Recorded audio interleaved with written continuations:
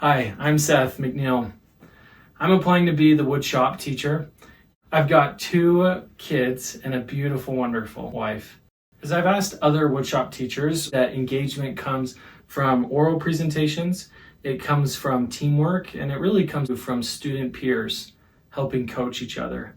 Example, having the students give one piece of information that they found relevant or that they need to know, usually repeating back one thing that they've observed. My grading system follows JSD guidelines as well as my discipline action plans. It gives immediate rewards for engagement rather than just participation.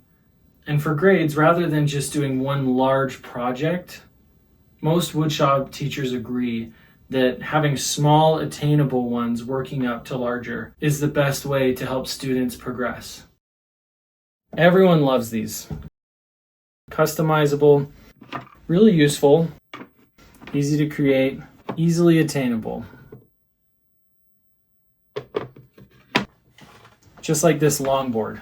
The students need to feel strong about their project, that they're proud of it, that it works well, and that they're going to use it. This is a finished toolbox that I have. This is my daily use.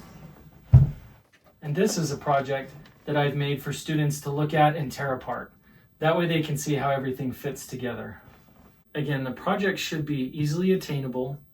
They should help change their focus to participation and engagement rather than just attendance. And honestly, that really improves their grade as well too.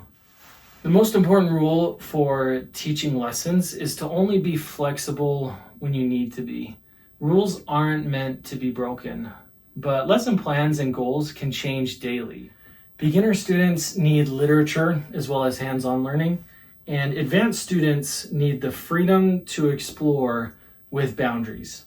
I've seen students that change their learning experience from informative to explorative. They do that when they believe they're succeeding.